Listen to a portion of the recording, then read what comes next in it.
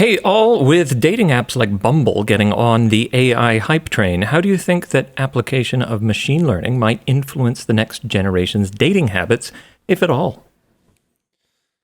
You've seen that Black Mirror episode, right? Yeah. Hang the DJ. All I've heard from the dating scene for a long time now is just screams and terror.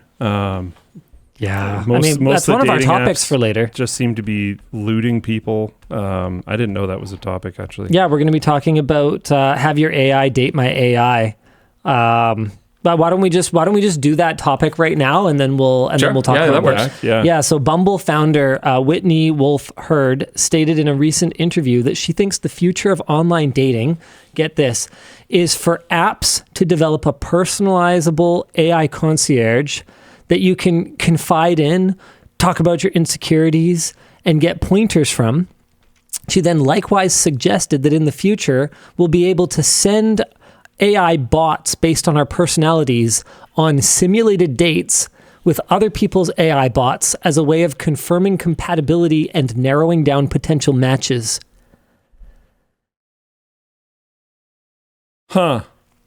So, I mean, is big tech basically just treating Black Mirror as a playbook at this point? You know, the show doesn't have to be prophetic. Like, we can still stop this. What happens if, like, someone's AI traumatizes someone else's AI? Are they liable? Like, what is this? So, what does this even mean? So our merch message question, that's the important one. Thank you very much for checking out lttstore.com. Our merch message question is, how will this impact the relationships of future generations? And I think it's going to be rough. I feel a little unqualified to talk about this, to be perfectly honest with you, because I have never even dated online. Like, that was still taboo when I started, when I settled. Yeah. Settled down. Wow. No. Sit down, Freud. Sit down. That made it worse. You shouldn't have brought him up. Settled down. Yep. Yeah. Good luck, by the way. Guys, just chill. Just good luck. chill.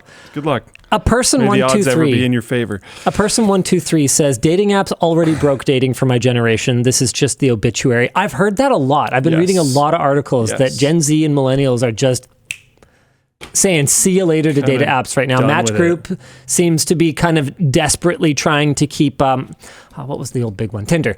They seem to be just desperately trying to keep Tinder revenues up, putting in these like new ways of like sending people like paid things or whatever, these like super premium accounts and stuff like that. As far as my understanding goes, even more than it originally was, and it was originally very much this, it has just turned into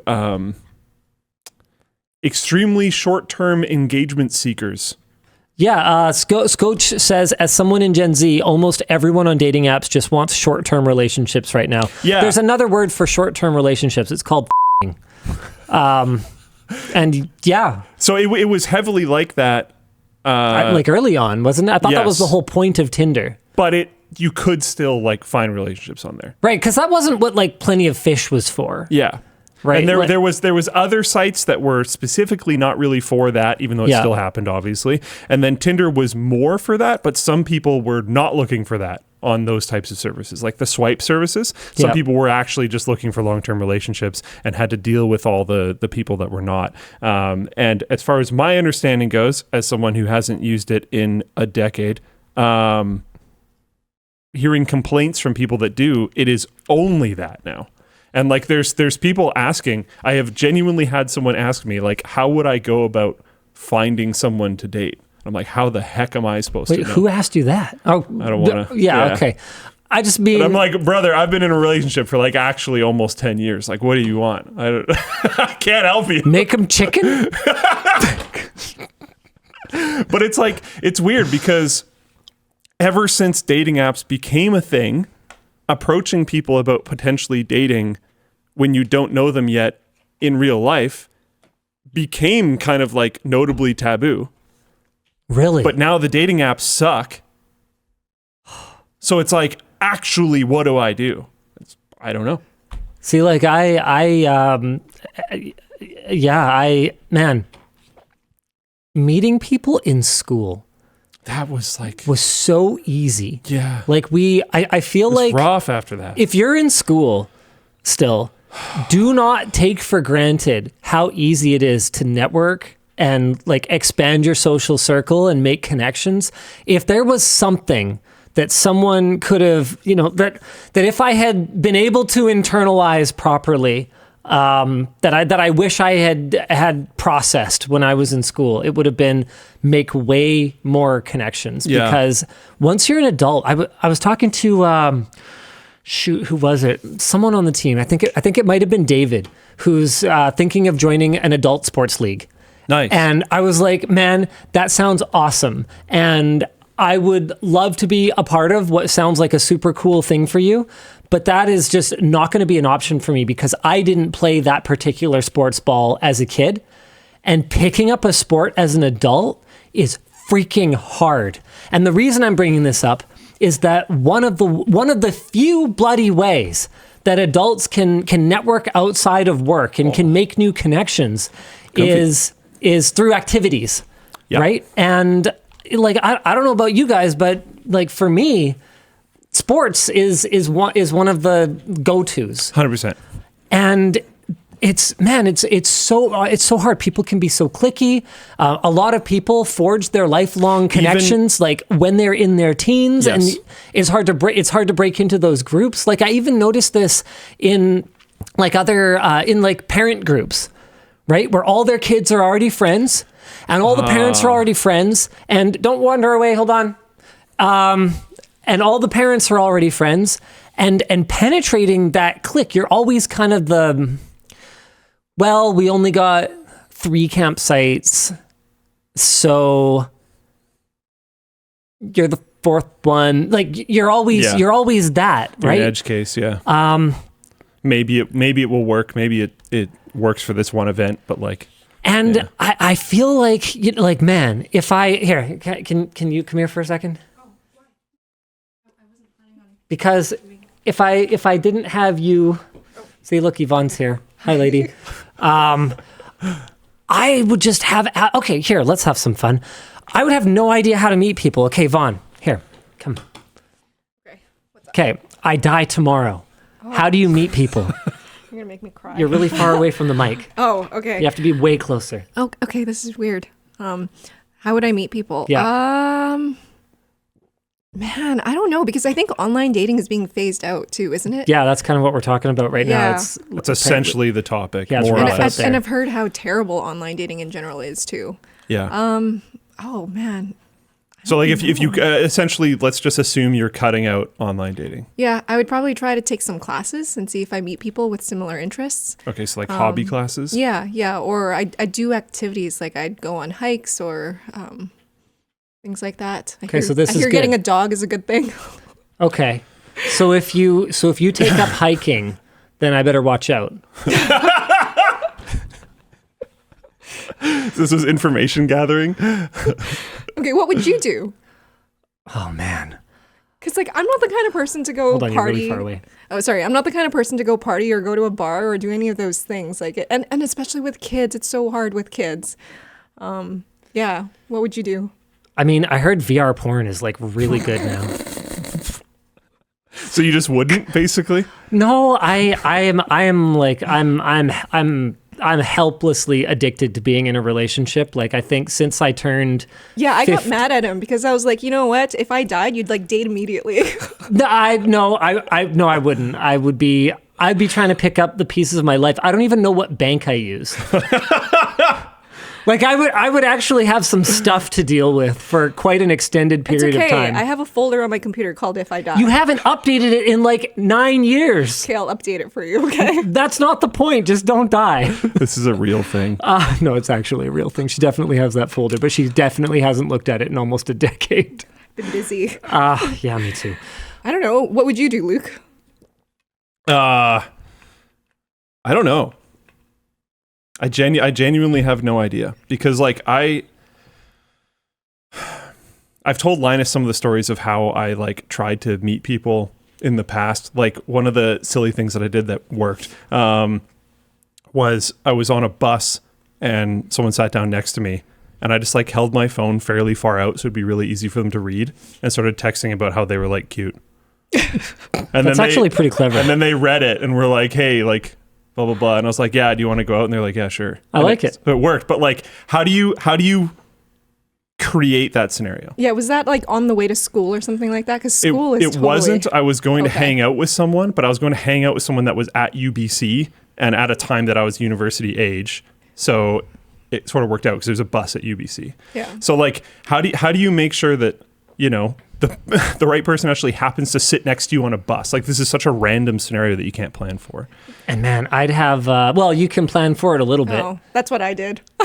I saw Linus in class and I was like, I think he normally sits there. I'm going to go sit in that row. And I sat kind of away, like slightly away. Okay. But here's a weird thing though. So you can weight the dice a little bit. Here's Linus and I though, as a guy, if you go on a bus and you see a girl sitting beside herself, generally you try to not sit right next to them because it can be seen as like... Well, actually, he didn't sit right next to me. He didn't notice me at first, and he sat... No, I know. You're saying you sat next to him, right? No, so I sat in the row first, Okay. and then he didn't notice me. He came in and sat further in, and then he noticed me, and then started talking to me, and then moved closer. Yeah. So you can kind of plan Linus it. has the riz, dude.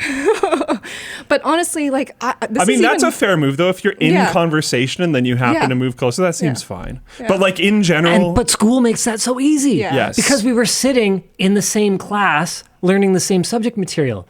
Man, like in the real world, when are you going to have that opportunity? That's tough. I don't know. I feel like it's even harder for us because, like, I never really dated. I've never had to do that whole thing. So I don't even know. Yeah, I mean, if I had to give like the best advice that I possibly could, it would be find the awesome one and then like lock her up before anyone else even gets a shot at her. It worked great for me. So, you know, I would say like I don't some like advice to younger people, I guess, is to, once you're at an appropriate age... not lock her up, like lock that up. Oh, I knew what he meant. Come on, you guys. But once you're at appropriate age, date. And like, move on early if you don't like the person, and start trying to learn the things that you like about people. And understand what you yourself need in a relationship, what you can provide, because you'll start recognizing as well, like, okay, I'm not good at these things. And if you end up dating a person who clearly needs those things, well, then you should probably just end it and move on and find another one. Because when you're in, say, university, this is, like you're saying, the easiest time to like find people. You'll find immediately the day you exit university, it becomes infinitely harder. So what do you guys think about dating friends of friends? Because I feel like that gets dangerous. Yeah. I honestly, nothing against any of my friends that I've ever had, but I'd probably rather have an AI recommend someone to me. Seriously. Because at least an AI is not going to have some fucking like agenda. Yeah, that can always be weird. Okay, well, you know, playoff hockey's on now, going to sports events. Is that a thing? Going to concerts? I don't know. How do you meet someone at a concert? I can't even hear anybody. And almost everyone there's in like a pod. Yeah. And it's difficult to approach someone when they're in a pod. Concert's bad, but what about sports events? I think you specifically said you would do Events and Adventures, which is a local company that... Yeah, I heard it on the radio. Typical millennial stuff right there. I heard about this way to meet people on the radio. That's how I heard of them too. Okay. I have a thing for events and adventures. I was planning on doing this before I ended up with Emma. Really? Because I heard it on the radio. I used to listen to the Fox all the time before, like, you know, the Bluetooth Fox in my is car. not Fox News. No, yeah. It's a local radio station. It has nothing to do with American news. We are, in fact, Canadian. But it's so lowly rated. I never looked into it. It seems like such an easy thing to do well, right? Yeah, all you have to do is... It's only 3.2 stars. Ooh. So, like, how do you do this? And then a lot of the trips, they're like, or the events and adventures are like, hey, we're going to go fly to some, like, country. Really? So the cost is like, crazy. That's whoa. crazy. Like, I was thinking like, hey, we go, I don't know, to Cultist rock Lake climbing or something. Yeah, Yeah, like, I thought it was just doing something. Like we go to the cheese tasting. Like I don't know. I think they do that sometimes, but they also like if you look here, I'm gonna go on their website. Look at like this one. This is clearly like they're out there. I think that's Banff, Alberta. Like these That's are crazy. big. These are big trips. Events. Let's see. Virtual events. Okay, that feels like online dating. Hot air ballooning, wine. Okay, these are a little bit more reasonable. Another thing that I think is kind of weird about a scenario like this, though, personally, is when everyone there, everyone there has like the mission of Yeah. that makes it weird too. Like, does it stink of desperation or like something's what does it kinda smell weird. like? Yeah. You know? Like I have never personally met someone who said like, oh yeah, I got with my partner through this like matchmaking thing. I've met people that say they met them through online dating. I've met people who, all the gamut of other things.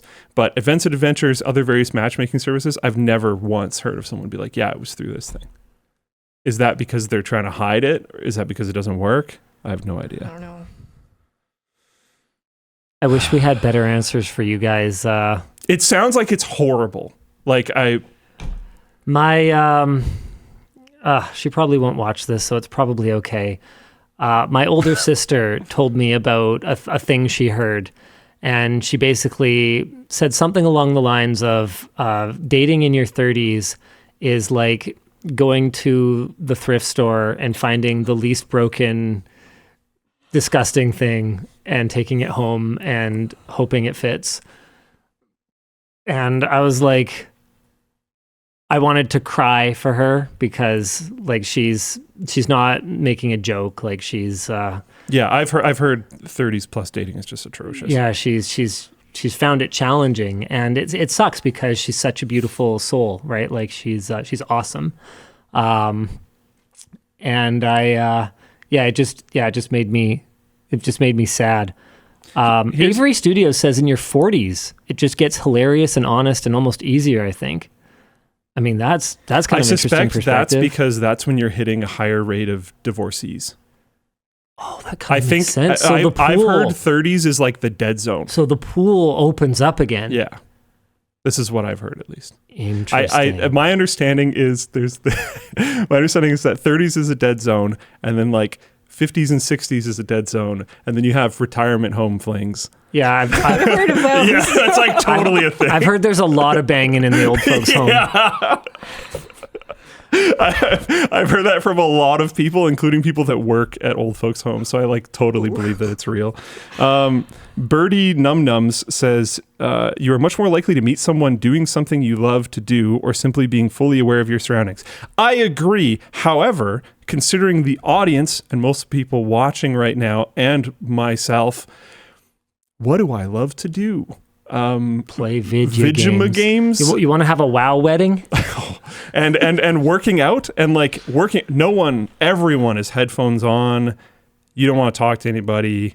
Most people are sweaty and gross. And the line between like a playful banter at the gym and being like a creepy weirdo at the gym is thin. And honestly, it's best off to just not at all. Just focus on what you're doing.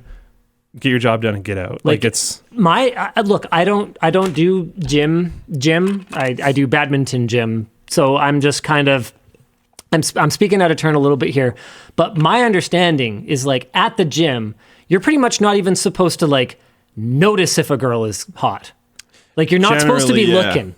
To be completely honest, because like eyes on the highway kind of thing. If you think about it, a lot of movements that you have to do, if you're properly doing movements, kind of sexual, are going to end up being things that put body parts in areas that look attractive. So they're not doing that for you. They're doing that because they're trying to keep their form correct and do this exercise properly. So you have to understand, you have to like clue into that. And the best way to avoid any misunderstandings there is to just stay focused on what you're doing. Like one of the things that I do is either straight in front or up. Yeah. Like your eye line is straight in front or it's up. Because as long as you're not looking down, you're good. Or side. Like if you're doing a workout and you're looking at someone on the side, right? Like it's so... But like you better be hot. You better be like Ryan Reynolds hot if you're going to try and pull that off. So things can get pretty monotonous, right? Like you're doing the same movement 3 sets of 12. You're doing it 36 times. You might get kind of bored partway through. Don't let it happen. Straight forward or up. If someone is in your eye line straight forward, look up. Okay, do the same rules apply for girls?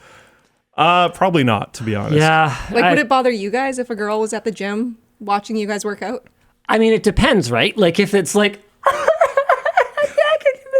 and it's like a whole gaggle of them, then yeah, that's pretty uncomfortable. Are they making fun of me? In general, I don't think it really bothers me too much, but you do have to understand that like the playing field is not the same. So, I don't know. I don't think I really notice it a ton, to be honest. I don't really care. Because you're not looking. Yeah. What a fucking Chad.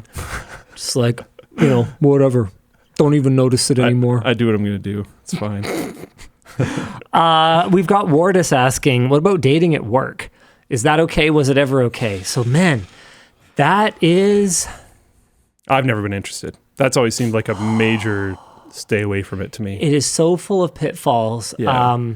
Of the three of us, Yvonne probably has the most knowledge when it comes to like HR, legal compliance, and like all the company side stuff that there is. What I will say is that if there is any kind of direct or even indirect supervisory relationship, that's not good. Don't do it. That's not good for anybody. Don't do it for so many reasons. And like even outside of that, man, like I was reading about something you can do though. Yeah. If you become friends with them, potentially they're friends. But not them. Okay, so your advice is to become friends with people so you can do their friends? I mean, thanks, Luke. That's a super normal form of dating, is getting recommendations from your friends. This is actually you're trying to make it weird, but this is actually super normal. I am trying to make it weird. But I was reading about how Kaylee Cuoco, I forget how to pronounce her name, but Penny from The Big Bang Theory and Johnny Galecki, who plays Leonard on The Big Bang Theory, they had their relationship on the show, and they had a relationship in real life. Ooh. And after their relationship in real life ended, they at times had to do we're in a relationship on the show things together. Obviously, that's a super extreme example, but like even if there's no supervisory relationship, think about that. Nothing is a sure thing, no matter how compatible you guys think you are in the first week or two. So before you take that step, consider that you might have to work on a project with this person after some kind of bitter, messy breakup. And like, if you hate your job, then like, whatever, who cares? And then you can just leave your job and get a different job or whatever after. But if you like your job and you think maybe they like the job too, you could end up kind of stuck with each other in a really awful, icky way for an extended period of time. Yeah. And some people pull it off, obviously. Yeah. But it's dangerous. And even for those that are successful, there's a lot of couples who don't make it when they work together. There's just too much of overlap in their life. Was that a concern for you guys?